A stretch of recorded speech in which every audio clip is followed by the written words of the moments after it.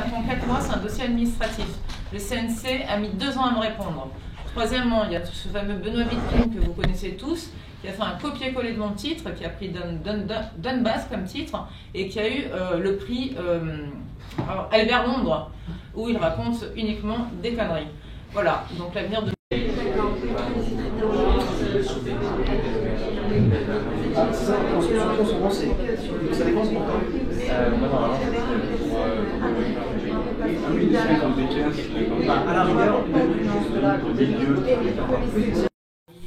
Le traitement médiatique et l'écriture du film documentaire. J'enseigne à l'INA, à l'École supérieure de journalisme de Paris et à la Sorbonne depuis une dizaine d'années. Le reportage, les médias, son traitement et la question de l'audimat et des médias de masse. Je vais vous malmener ce soir, je suis désolée, je préfère être, voilà, je veux dire très clairement, vous allez voir des images très délicates, hein, parfois insoutenables, qui ne sont pas dans mon film. Le film, si vous souhaitez le voir, donc, qui s'intitule Donbass, je donnerai le lien à Madame Dubois qui, si vous le transmettra sans difficulté. Le point de vue que je vais développer ce soir, c'est le traitement médiatique qu'a subi en Occident et plus précisément en France le conflit du Donbass. Moi, je suis partie là-bas après avoir écouté le discours de Poroshenko. Je pense que certains d'entre vous en ont entendu parler, où il disait donc de sa propre population que ces gens-là, dans le Donbass, précisément à Lugansk et à Donetsk, termineraient dans des caves. Il parlait des enfants, etc. Je vais y revenir après les extraits que je vais vous montrer. J'étais terriblement surprise par le discours de ce président. Je vous rappelle que l'Ukraine, c'est à 2h20 de Paris, sans escale. Donc c'était pour moi assez inouï d'entendre un discours aussi, et j'emploie un terme que vous allez pouvoir relever et comprendre plus précisément dans les minutes qui suivent, qui est proche du génocide. Hein. Pardonnez-moi, je pèse mes mots, mais je les assume. Donc, en voyant ces images, j'ai commencé à me renseigner sur cette question dont je n'avais entendu parler nulle part, ou alors de façon extrêmement biaisée, du conflit en Ukraine.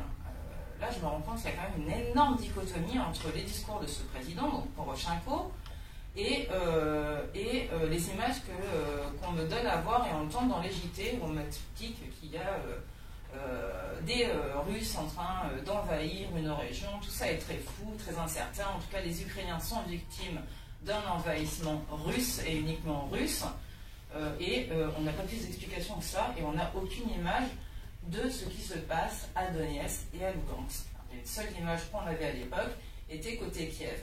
Je recherche un peu plus, je ne connais rien au sujet.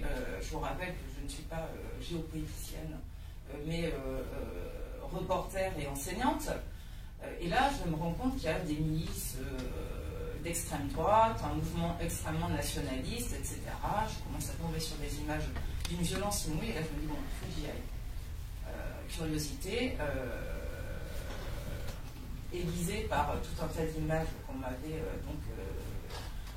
donné accès, et je me suis rendue en Ukraine de l'Est par la Russie, parce que je n'ai pas eu l'autorisation de passer par Kiev, donc j'ai dû passer par Rostov-le-Don et traverser donc toute la zone. En décembre 2015, et j'ai fait 3 voyages d'une vingtaine de jours jusqu'en 2016. Je suis arrivée avant les accords de Minsk 2, dont je vous reparlerai si certains ont des questions à poser. Et j'ai suivi le conflit et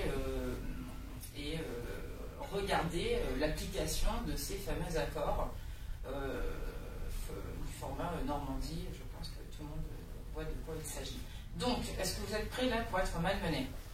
C'est un peu terrible de parler ainsi parce qu'il s'agit de guerre et les images que vous allez voir sont insoutenables. Je m'excuse pour le traitement de l'image parce que ce sont des images que je n'ai pas mises dans mon film, parce que parfois elles sont un peu floues, donc vous savez que pour diffuser vos images en France, il faut qu'elles soient d'une netteté impeccable, et parfois elles sont trop violentes.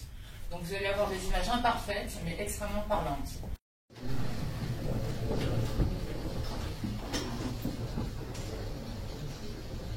им бомбоубежище идут, бегут с пакетами, потому что другого выхода нема. В квартире оставаться уже небезопасно.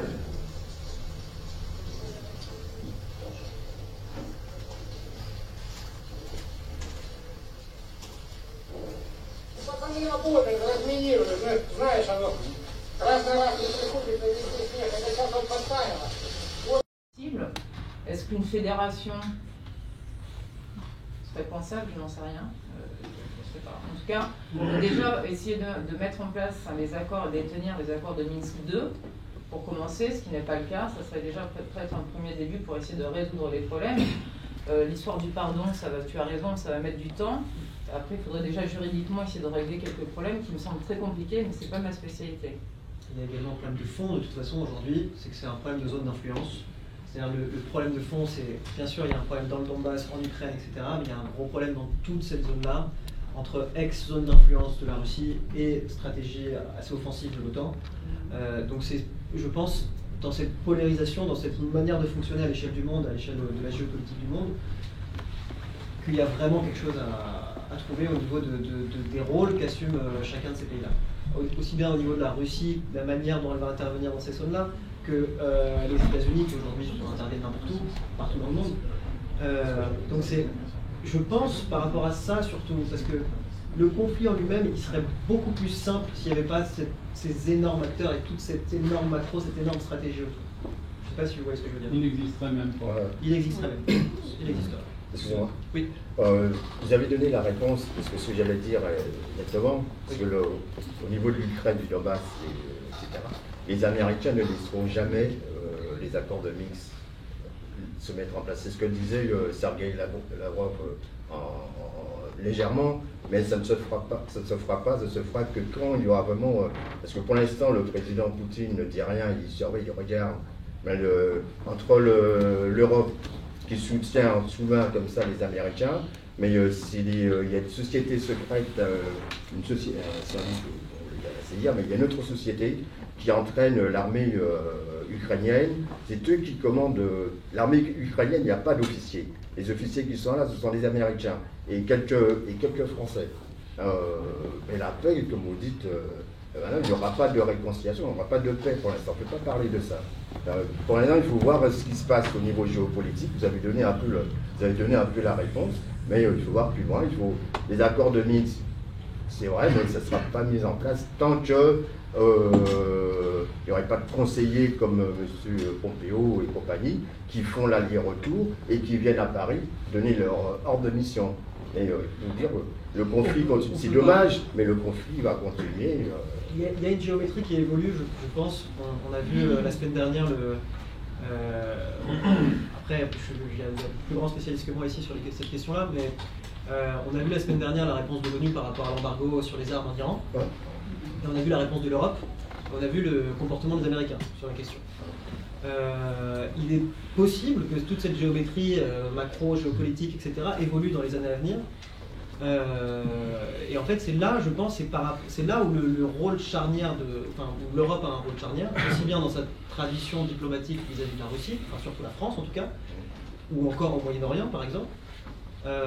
Mais je pense que c'est, en tout cas, cette stratégie récente hyper offensive des Américains et hyper inflexible des Américains, elle tend à faire peut-être changer l'Europe un petit peu et à se poser des bonnes questions.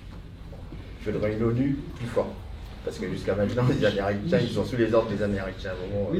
Bon, je ferme la parenthèse. Eux demandaient au départ un statut d'autonomie renforcée. Mais là, ça entraînerait un changement de constitution qui était prévu dans Minsk 1, Minsk 2, qui avait... Enfin, là, on demandait des bases juridiques... Pardon. Voilà. Ça pourrait être un premier pas, mais c'est illusoire. Hein.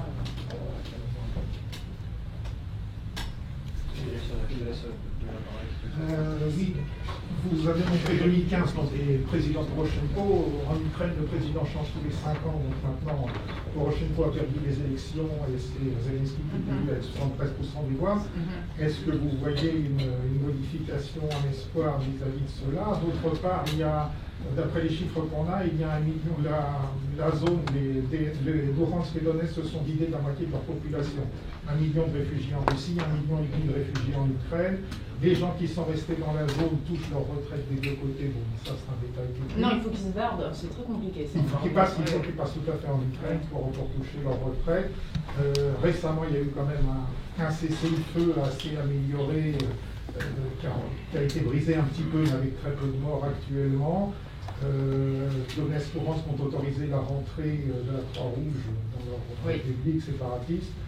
Donc, est-ce que vous voyez une évolution? Est-ce que les réfugiés ont vocation à rentrer? Déjà, c'est plutôt... Excusez-moi, juste avant votre réponse, parce qu'il y en a qui ont plus d'audace que d'autres, je vais essayer de redistribuer la parole après, parce que là, il y a une personne ici, il y a le monsieur là-bas, il y a le jeune homme là, et comme ça, c'est mieux, parce qu'il y a le monsieur aussi ici. C'est mieux, je viens de dire, je l'ai dit.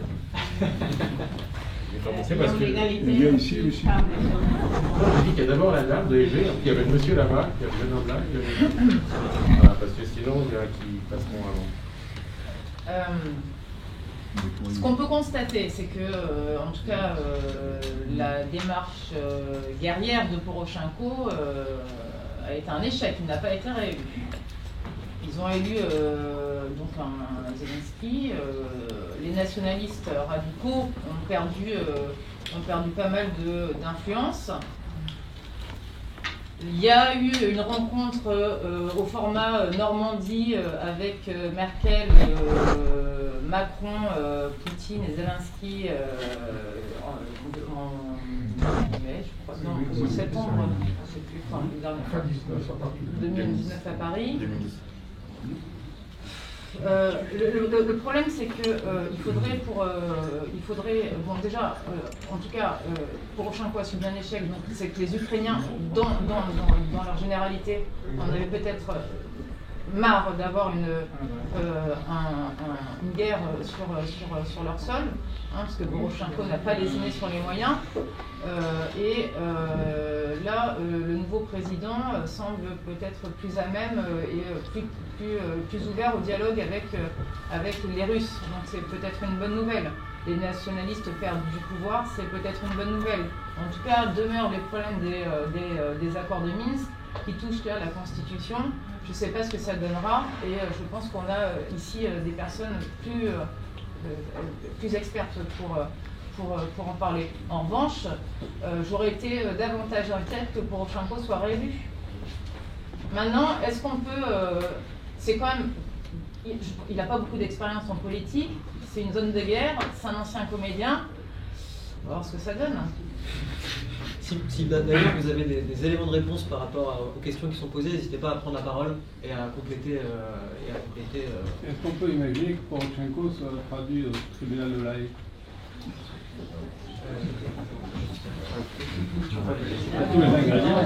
Peut-être que le droit international. Il faudrait mettre Pompeo aussi dans ce cas. Je vais être très courte, je ne suis pas politicienne, mais je viens justement d'une mission de Beyrouth, j'ai passé 3 semaines. Je pense que la règle divisée pour régner, on sait très bien, ça dure depuis longtemps. Et je pense que la volonté, c'est la moitié du chemin. Et il faut penser surtout à la population.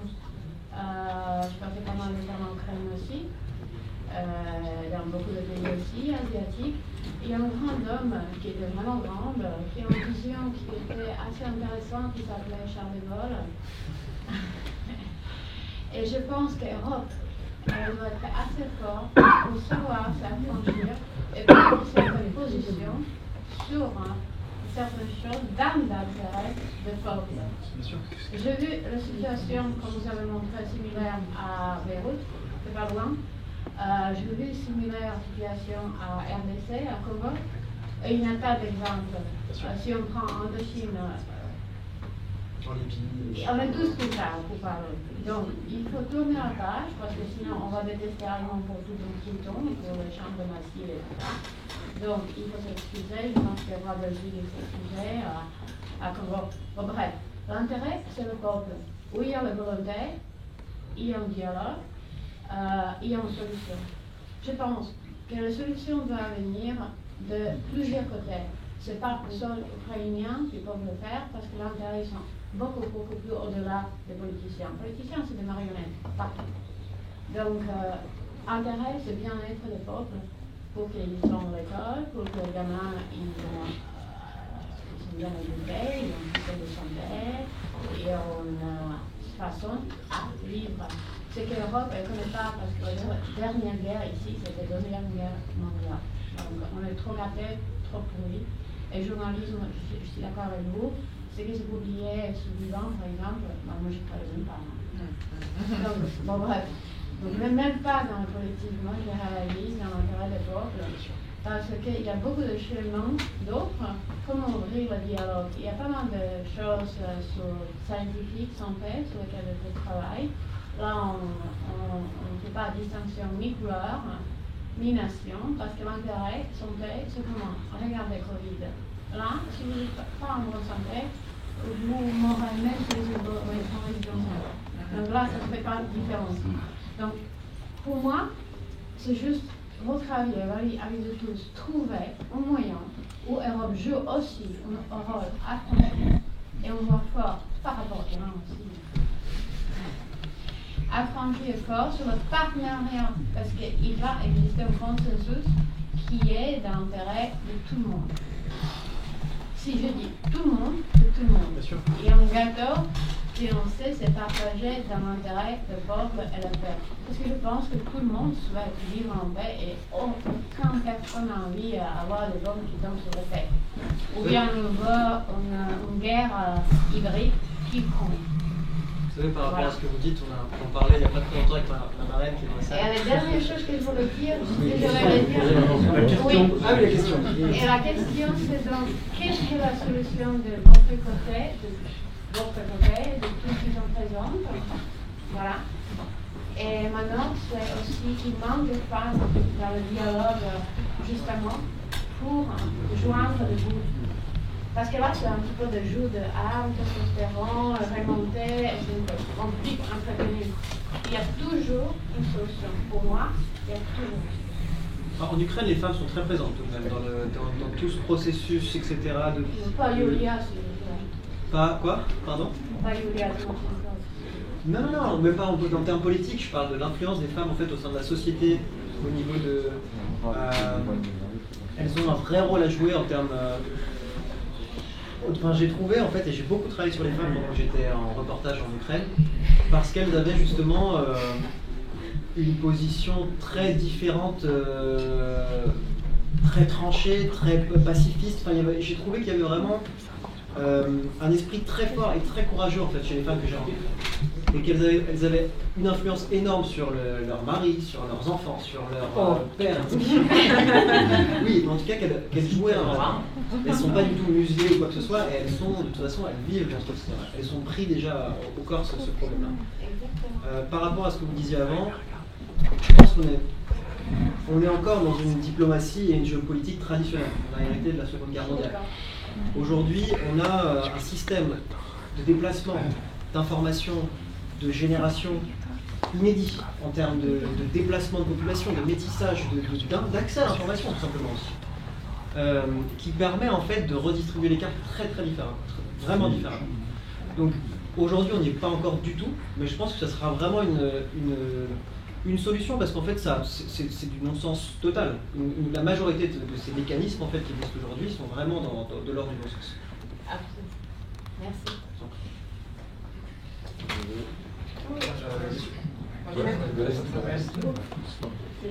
Bonjour, j'avais 3 questions.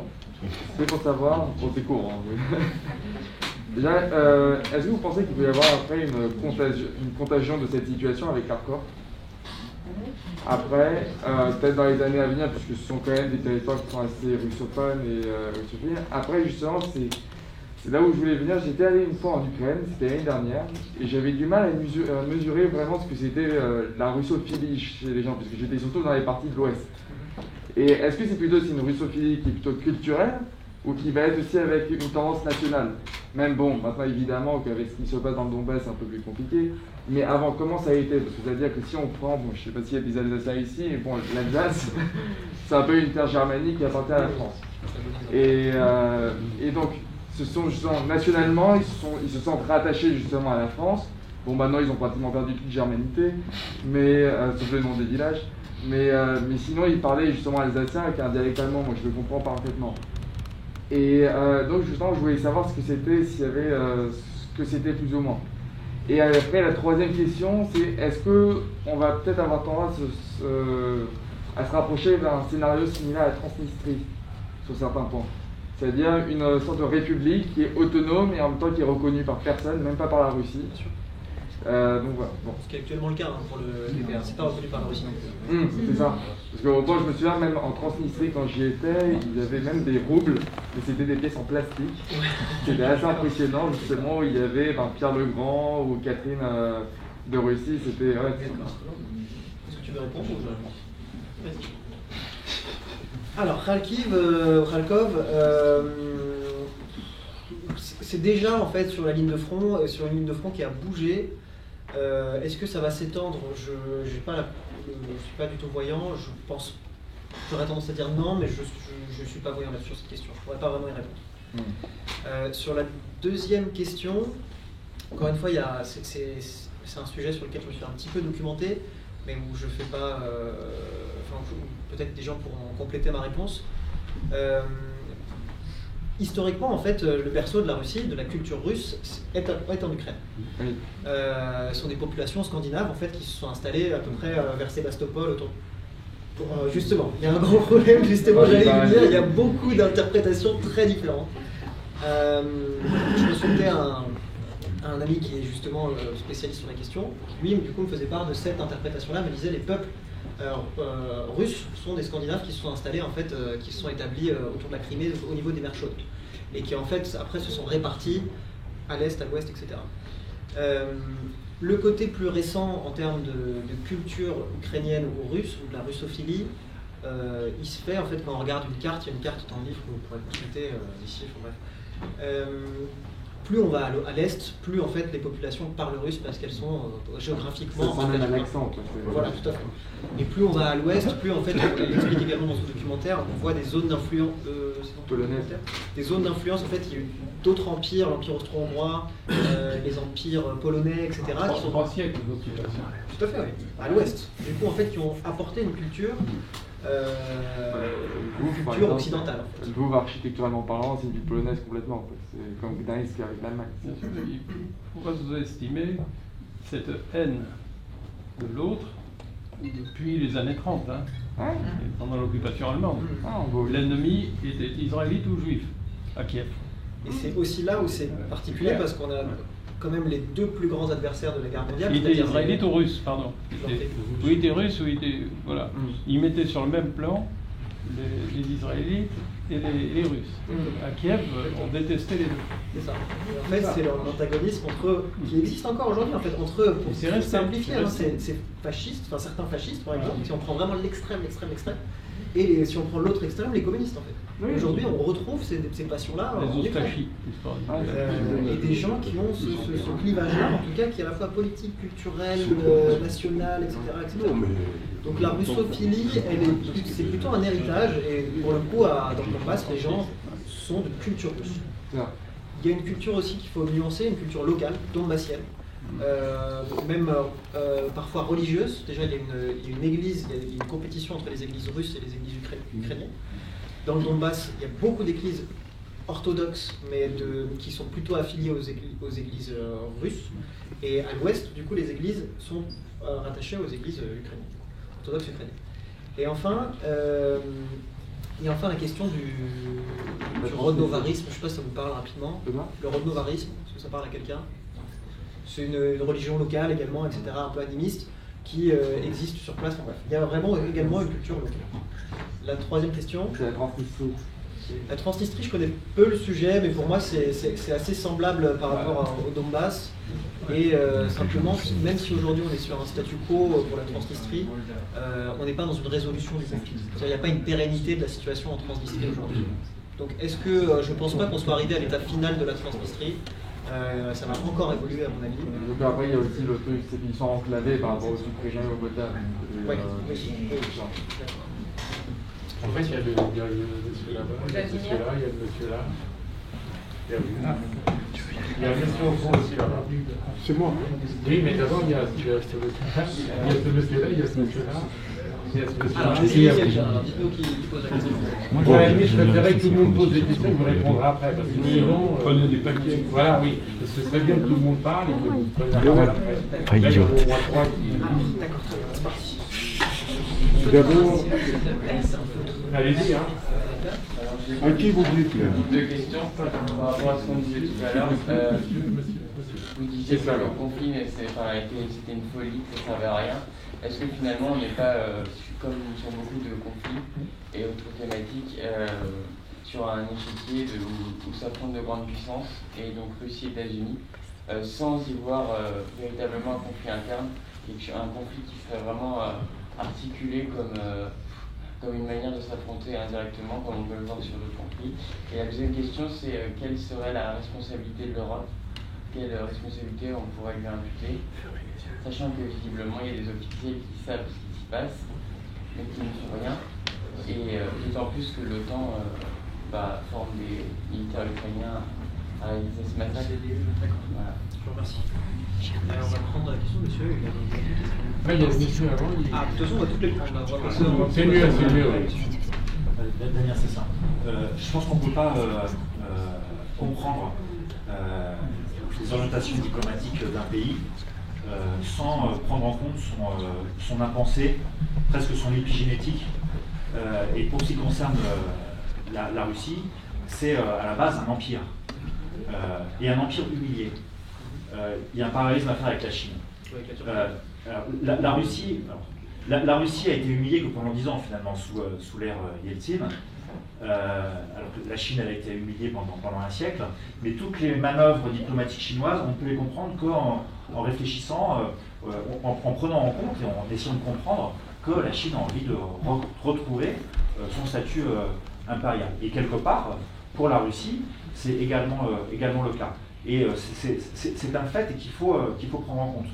Tout à l'heure, vous parliez des racines ukrainiennes de la Russie. Certains disent aussi qu'il y a des racines géorgiennes, avec la proximité de Sochi. Et on ne peut pas comprendre la crise en Ossétie du Sud et en Abkhazie de 2008 sans prendre en compte cet élément-là. L'empire, entre guillemets, russe a besoin de ces marches pour garantir sa sécurité.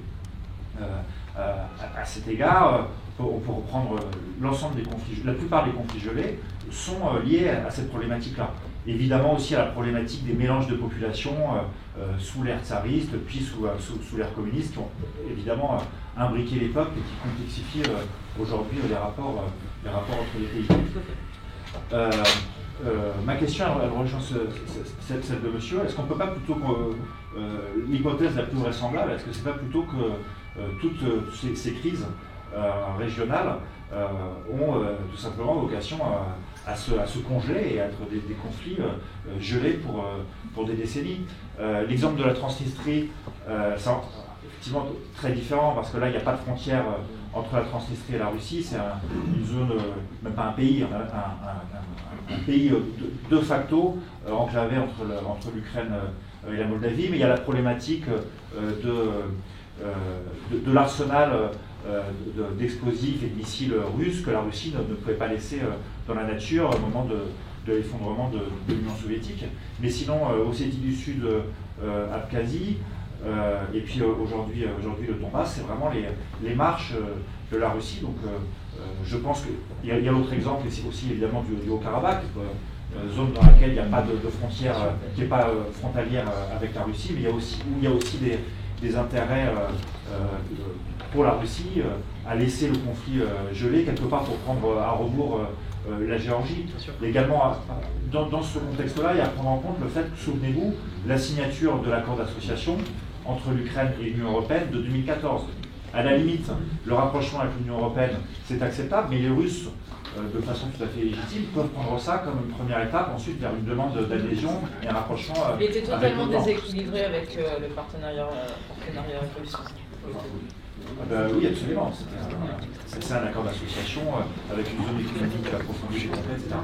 approfondir peut-être. Bref, donc moi je pense, ma question j'arrête là, que, je voudrais avoir votre avis, que plutôt il y a des chances qu'on se dirige vers un conflit gelé.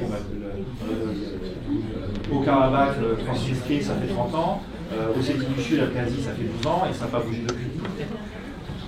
Troisième question avant de passer à voilà, 4 questions, les deux suivantes. Monsieur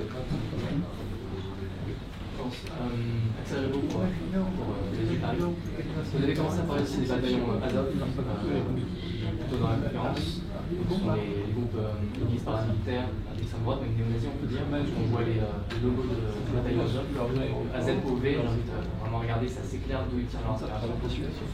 Vous pourriez parler plus fort, s'il vous plaît. On parlait donc des groupes paramilitaires Azov d'extrême droite, même néo-nazis qui combattent pour l'Ukraine. Je voulais savoir si ce sont vraiment des milices paramilitaires indépendantes ou si ils sont également formés par les États-Unis. Et donc ça permet aussi de recouper avec la deuxième question que je voulais vous poser. J'aimerais qu'on parle peut-être de l'OTAN, si on a le temps. Je crois que c'était Brzezinski qui disait que sans l'Ukraine, la Russie cesse d'être une puissance européenne. Donc on comprend que c'est très important pour elle, mais il y a un autre pays qui a un intérêt à être une puissance européenne, c'est les États-Unis. L'OTAN qui a été créée donc à la fin de la Seconde Guerre mondiale avec un critique clair, garder les Allemands à terre, garder les Russes dehors et les Américains à l'intérieur. Depuis la chute de l'Union soviétique, comme on en parlait un petit peu précédemment avec monsieur ici, la responsabilité de l'Europe, elle est nouvelle, je ne saurais pas trop m'exprimer là-dessus. La responsabilité de la France, elle est assez importante, parce que la France, elle a toujours eu un rôle assez pivot en termes de diplomatie. Je pense que, enfin, personnellement en tout cas, ça a été, ça serait magnifique en fait de revoir la France se placer comme un vrai intermédiaire à l'échelle des relations diplomatiques internationales, avec un peu d'audace, avec un peu de créativité, avec beaucoup de choses, etc. À l'appui de ça, juste une petite parenthèse, pardon, parce qu'il faut arrêter de parler de l'Europe. Je veux dire, il y a une Union européenne qui est une unité, un grand marché, une unité économique. Il n'y a pas de diplomatie européenne. Il y a 5000 fonctionnaires qui travaillent pour le commissaire européen chargé des affaires étrangères, mais je veux dire, au Conseil européen, il faut y aller. Cher monsieur, à 27, il n'y a aucun consensus. On est obligé d'en parler dans la mesure où vous avez un Parlement européen qui vote pour l'arrêt des sanctions, un Parlement français qui vote pour l'arrêt des sanctions, et un Parlement européen qui... oui, un Parlement germanique pour l'arrêt des sanctions, un Parlement français pour l'arrêt, et le Parlement de Bruxelles reconduit les sanctions comme un seul homme tous les ans. De toute façon, on est bien obligé d'en parler de cette Europe qui n'existe pas. Oui, elle nous tire dans les pieds. En soulignant, je trouve qu'il n'y a pas de diplomatie européenne. Il n'y a pas de politique étrangère. De toute façon, tant que vous aurez 27 souverainetés, justement, vous n'aurez jamais justement une seule voix européenne. Pour aller sur la suite par rapport au... Parce que je ne sais pas en fait combien de temps on a. Il est 20h16. On va finir rapidement. Par rapport aux humiliations, statut impérial, etc. dont on parlait, est-ce que ces conflits vont être gelés? Ça, je ne peux pas apporter de réponse. C'est pas mon domaine de compétence. C'était vous qui avez posé la question? C'est vous? Oui, c'est ça. C'est pas de mon domaine de compétence de parler de ça. J'aurais tendance à dire que pas du tout. En fait, j'ai l'impression, personnellement, ça c'est vraiment pas, c'est vraiment une intuition personnelle. Au contraire, j'ai l'impression que tout le sentiment guerrier est en train et impérialiste, etc., se réveille très fortement dans le monde. Quand on voit, et justement, on voit que ces anciens empires reprennent un petit peu du poil de la bête, que ce soit les États-Unis, que ce soit l'Empire ottoman, l'ancien Empire ottoman, que ce soit la Chine, etc. Il y a des évolutions notoires. Je pense pas du tout qu'on soit en train d'avancer vers un statut qui va être gelé ou vers des conflits qui vont être gelés. Je pense vraiment pas, ou en tout cas je pense pas que le gel de ces situations-là soit une solution. Je pense que la manière dont ça va évoluer va être probablement plus violente au départ, donc il va vraiment y avoir des évolutions notoires. Mais ça c'est que mon avis et je ne suis pas spécialiste sur la question. Par rapport à Azov, j'ai très peu d'informations sur Azov, si ce n'est ce que j'ai vu sur internet. J'ai entendu parler de la même manière en Ukraine et en DPR des mercenaires Blackwater, mais que je n'ai pas rencontré moi-même. Je ne sais pas si ça parle à quelqu'un. Les mercenaires américains Blackwater qui sont présents sur place, qui forment, etc. C'est une des sociétés militaires privées qui est très implantée en Ukraine, tout à fait. Et en fait, qui sont des mercenaires américains qui sont présents sur place, qui forment les soldats, etc. De toute façon, également, on entend très vite parler. J'ai vu pour la première fois de ma vie des nazis à Kiev. J'avais jamais rencontré des gens vraiment qui sont revendiqués nazis, etc. Ils parlent du secteur. Je sais pas du tout, c'est des gens que j'ai vus dans la rue en fait. Un secteur droit. Ils reproduisent les schémas des années 30-40. Tout à fait. Et du coup, ça c'est quelque chose, c'est une des choses que j'ai vues de mes yeux, du coup ça je peux en parler. Ça fait 70 ans qu'ils parlent de ça le soir à la veillée. Oui. C'est resté en la mémoire. Il y a quand même beaucoup de choses dans ce sens-là. Du coup, ça, c'est des choses quand même qui sont assez inquiétantes. Par rapport à l'OTAN, est-ce qu'on doit sortir de l'OTAN ou pas? Je sais pas de la même manière, mais l'OTAN, c'est trop tard. Ce qui peut se passer, c'est on va regarder la Crimée aujourd'hui, ils ont voté. 80 aujourd'hui voteraient à 100% pour le retour dans le giron russe. Ils ont un pouvoir d'achat qui est presque 10 fois celui de Kiev. Alors imaginez qu'ils soient restés rattachés à Kiev. Aujourd'hui, la messe est dite. On peut imaginer qu'à Kiev, finalement, à force de claquer du bec et de voir que les promesses européennes, occidentales ne viennent pas, puisqu'ils passent, ce sont des gens qui passent leur vie la main tendue. Bon, la main tendue, ça ne nourrit pas son homme. À un moment donné, je les imagine dans les 10 ans revenir à genoux, demandant pardon à Moscou. Et Moscou attend ça, probablement. Il ne faut pas d'autre alternative pour eux. Ce n'est pas l'Europe qui va les sauver, ce ne sont pas les Américains non plus. Les Américains, ils sont là pour les piller, et sûrement pas pour les aider. Vous avez un grand capitaliste français qui a essayé d'acheter des terres en Crimée. Ça n'est pas vanté, il s'est vite retiré. Allez, Pierre il y a cru. Danon. Avec BD. C'est un homme intelligent. On ne vante pas ses échecs. Voilà, donc il a cru. On ne peut pas croire dans ces gens-là qui passent leur temps à jouer les uns contre les autres, les uns contre les autres. Je connais l'Ukraine autant que la Russie, je l'ai ratissé autant que la Russie. Je peux en parler. La Crimée tout autant. Je dis très sincèrement, je ne suis pas un politique, je suis un commercial, je suis partenariat industriel, je parle d'expérience. J'imagine que dans 5 ans, en étant optimiste, 10 ans en étant pessimiste, ils vont demander pardon, ils vont revenir. Ils vont revenir vers les Russes. Ils n'ont pas le choix. Kiev, c'est quand même la mère de la Russie. Même si c'est une mère ingrate, une mère détestée, c'est la mère de la Russie. C'est pas sa petite fille, c'est pas son petit neveu. Vous êtes d'accord?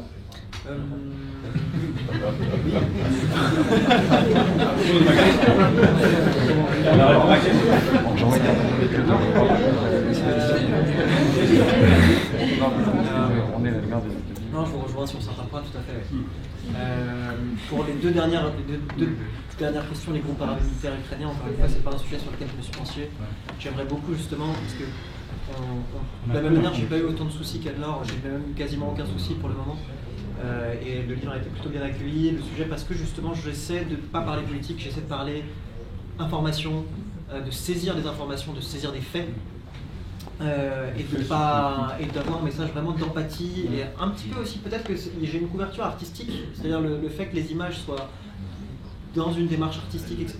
me couvre peut-être un petit peu aussi. Mais j'ai pas eu pour le moment l'occasion de m'intéresser au côté ukrainien, ce que j'aimerais beaucoup faire. Donc les groupes paramilitaires, je ne suis pas très au courant. Et l'idéologie spontanée des rédactions, ce sera un très vaste sujet. C'est dommage qu'on n'ait pas pu plus en parler, mais ça passe peut-être par à la fois les écoles, à la fois par la propriété, par l'indépendance des journaux en eux-mêmes. En fait, c'est sur la détestation récurrente de la Russie post-soviétique, comme la détestation récurrente de l'Iran. Il y a des postures idéologiques qui sont reproduites, notamment par les écoles de journalisme. Alors, il y a eu une question très très intelligente et c'est moi qui l'ai promets. Bravo. On essaie de faire de notre mieux. Maïdan, c'est un mai 68 qui a mal tourné, croyez ou pas? Ah bah oui. C'est un mai 68, il ressemble à ça. Alors, dernière question, toute dernière question. Ce sera très rapide. Je voulais juste. Vous disiez qu'en fait, le thème de ce soir, c'est que c'est un conflit dont on ne parle pas. Alors là, en ce moment, dans les médias, depuis qu'il y a le Covid, il ne se passe plus rien dans le monde. On a l'impression de parler. Même ce conflit, ça fait plusieurs années qu'on entend moins parler. Et moi, ma question, tout simplement, à votre avis, pourquoi? Est-ce que c'est politique? Est-ce que c'est les médias? Ou ça ne fait pas assez d'image? Pour quelle raison on n'en parle pas? C'est multifactoriel. Oui. Pourquoi on n'en parle pas? Peut-être pas déjà parce que c'est pas très vendeur. C'est-à-dire déjà l'Ukraine, moi c'est la première chose qu'on m'a dit quand j'ai voulu proposer ce sujet-là, on m'a dit l'Ukraine c'est pas vendeur. Le noir et blanc c'est pas vendeur, ou telle chose, tel sujet, etc. de guerre ça va pas être vendeur. Les gens se lassent très vite, on est dans une culture d'information où tout doit aller très rapidement, on va parler 4 jours d'un sujet et passer à autre chose. On ne parle que du Covid. On parle en ce moment que du Covid. C'est les Ouïghours. C'est les Ouïghours. Les Ouïghours, tout à fait aussi. Ouais, c'est avant les Ouïghours. Ensuite, c'est aussi que c'est quelque chose, je pense, il y a un malaise en Europe par rapport à cette question-là. Aujourd'hui, on est mal à l'aise. On a tellement parlé du nazisme, et je pense qu'aujourd'hui, ça va être très mal à l'aise de se dire qu'un pays ukrainien, un pays comme l'Ukraine, qui est à l'ouest, qui se revendique d'un rapprochement avec l'OTAN, économique avec le reste du pays, pourrait voir surgir des tendances fascistes ou néo-nazis, etc. De dire, parce qu'aussi il y a des intérêts de conserver un antagonisme avec la Russie ou avec différents pays, etc. Du coup, on veut médiatiser le conflit d'une certaine manière. Je ne saurais pas dire exactement pourquoi. Peut-être que les gens aussi sont moins politiques avant, se saisissent moins de ces sujets-là, manifestent moins sur ces questions-là internationales que c'était peut-être il y a 40 ans, il y a 30 ans, etc. Je ne saurais pas te dire pourquoi est-ce que précisément Bah si, enfin quand on en parle, vous voyez, c'est ce que je vous disais, on va médiatiser de façon extrêmement biaisée. Alors bon, en tout cas jusqu'en 2015, après on l'a totalement passé sous silence. Le conflit, on va y apporter aucune complexité et on va parler de terrorisme russe. Il a été médiatisé ce conflit, à effet de façon biaisée. Alors regardez, Benoît Vitkine, la sortie de Donbass, il a eu le prix Albert Londres. Voilà, donc bon. C'est parce que il faut avoir la bonne ligne éditoriale. Mais son film n'est pas si nul que ça. C'est pas le film, lui c'est le bouquin. Croyez-moi, il est très nul. Pensez au film. Non, le film, il faut voir qui devient des dessin Excusez-moi. Je vous remercie pour tout, mais il n'y a pas de bon.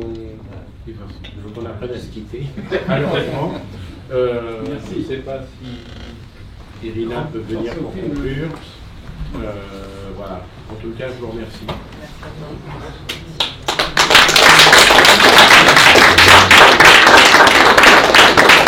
À retrouver dans toutes les bonnes bibliothèques. Peut-être il n'y a rien à dire, c'était une rencontre très apolitique apparemment. On planifiait en fait, c'est ça. C'était comme ça. La prochaine fois, s'il n'y a pas d'autres mesures de confinement, reconfinement globalisé, on va se retrouver le 15 octobre au Centre Branly cette fois-ci pour la projection du film sur l'histoire autour des Balkans.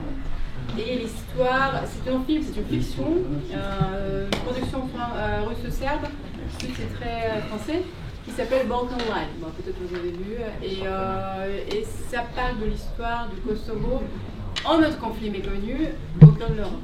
Voilà. À bientôt et merci beaucoup. C'était vraiment passionnant. Donc, la question d'une Ukraine réunie, je pense qu'elle est justement de l'ordre géopolitique, elle est vraiment de l'ordre macro, etc., et qu'elle va se jouer à une échelle qui ne va pas toucher.